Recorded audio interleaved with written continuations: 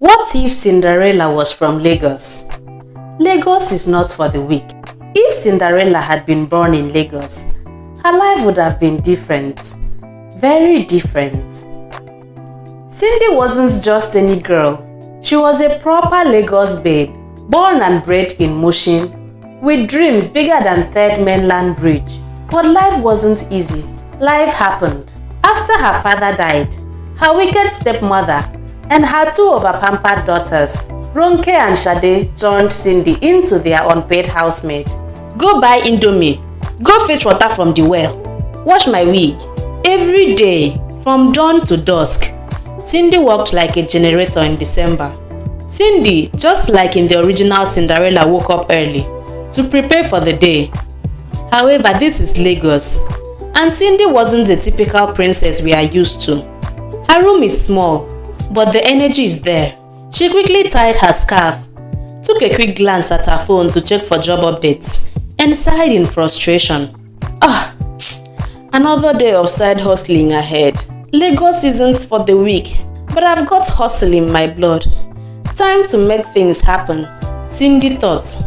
One day, a grand owambe party was announced, the kind that shuts down an entire street. It was the birthday of Prince Femi, the son of the richest man in Lekki. The flyer said, strictly by invitation, no sleigh, no entry. Cindy's stepsister spent the whole week preparing. They bought ashwebi, booked makeup artists, and even borrowed wigs. Cindy, she could only dream of attending. Later that evening, Cindy was at her stall wrapping up her shift. A stranger dressed in a sharp suit walked by. He paused, eyes scanning the street market. Then he spotted Cindy. He looked her up and down, noticing the beauty hidden beneath her worn-out clothes. Hey, I've seen you around. You have a good vibe. Have you ever thought about joining a different world? The stranger said. Cindy raised an eyebrow. She has heard that line before. Different world always means money, and money always means something strange. But this stranger wasn't offering her a bag of cash or a shady deal. He handed her an invitation card. It's for a fancy ball. A chance to meet important people, he said. A chance to step into the world you dream of. Cindy did not trust him, but the card was sparkling with promise. It was too good to ignore. And as a sharp Lagos babe, even if na juju, she must attend that party. But one fine bobo will collect her number. But what would she wear? What would she look like? Just when she had given up, Cindy met Iya Alaje, the best fashion designer in Lagos Island. Iya Alaje was her madam, and Cindy worked part-time for her.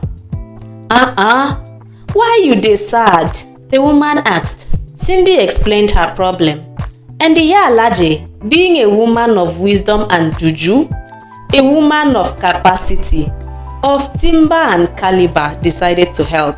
In minutes, she transformed Cindy into a slay queen. Corset gown, correct human hair, edges laid, nails flicked, full lace beads with setting spray join. But remember, Iya Alaje warned, by midnight, everything go reset to factory setting. Cindy did not mind. At least she had the chance to even attend the party of the Who is Who in Lagos, even if it was for a minute. Cindy nervously climbed into a yellow taxi to head to the party. As the taxi moved, she looked out of the busy streets of Lagos. Everything seems familiar, but tonight feels different, she muttered quietly. The taxi driver kept ranting about how the party is for the elites. Cindy rolled her eyes, remembering that the elites often forgot the grind of the real world. Cindy entered the party at Lekki Phase 1, and immediately, heads turned. Even our mama of Lagos would be jealous. Prince Femi, upon seeing Cindy, whispered, Omo, who be that babe?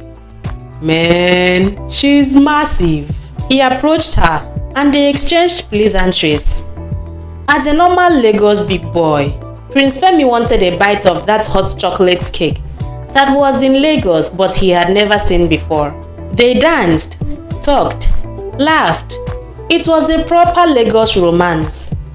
But when things were getting sweet, and as she was laughing at one of Prince Femi's jokes, she noticed the grand clock in the corner of the room. Her heart skipped a beat as the minute hand ticked dangerously close to midnight. Her phone buzzed. An urgent message about a work gig that she was supposed to attend to hours ago. Oh, it's almost midnight. Oh no, I need to bounce before I turn back to my real self, she thought. The ticking sound from the clock seemed to grow louder in her ears. As she stepped back from the crowd, people were dancing, cheering and celebrating. But Cindy's heart was playing amapiano. Abeg, I no come here for any fairy tale. This one no be me.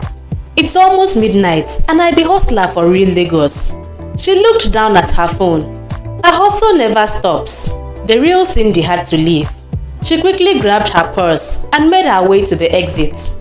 Abeg, make everybody get out. Get out, abeg. The fantasy don't finish. No be me una go use catch cruise for Twitter when my juju expire. Cindy started walking briskly through the crowd, trying to avoid the gossiping guests and the eyes that could feel her discomfort. Her hands shook as she adjusted her yellow heels, mentally counting the seconds. As Cindy headed for the front door, she looked over her shoulder at the ballroom one last time. Prince Femi was lost in a conversation, his back turned to her. She wondered, what if this was her new life? But with another tick of the clock, she snapped out of the daze and raced down the corridor. That transformation was inevitable, and Cindy knew she couldn't stay in that dream world. As Cindy stepped out onto the balcony, she felt the cool air of Lagos hit her face. The city she knew, the city she hustled in was calling her. But just as she made the decision to leave, she heard a voice behind her. It was Prince Femi's voice. Cindy, you're leaving so soon? The party just got started. It hasn't even gone half. She froze. Her heart started playing amapiano again. This could be her escape, but it also felt like the end of something beautiful. With the clock striking midnight, Cindy didn't turn around. She took a deep breath, looked at the starry Lagos sky and whispered to him, maybe next time. She turned and ran off. Cindy dashed out, losing one of her yellow heels in the process. She couldn't afford to wait, so she left it.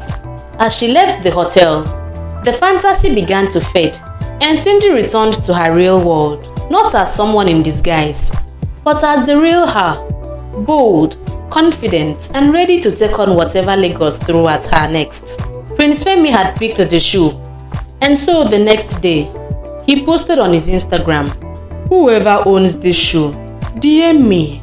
You must be my wife." The whole of Lagos shook. Girls flooded his DM, claiming it was theirs. Even Ronke and Sade tried their luck. But when Cindy finally slid into his DM and proved that the shoe was hers, Prince Femi smiled and said, "Now you are the find now, fine girl." Cindy later married Prince Femi and moved from Mushin to Banana Island. Her stepmother and stepsisters tried to apologize, but Cindy just sipped her Chapman and blocked them on WhatsApp. And that is how Lagos Cinderella secured the bag. Moral of the story? Be kind. Your helper fits show one day. Packaging is everything in Lagos. Midnight is not your mate. I hope that you love this Lagos style Cinderella story.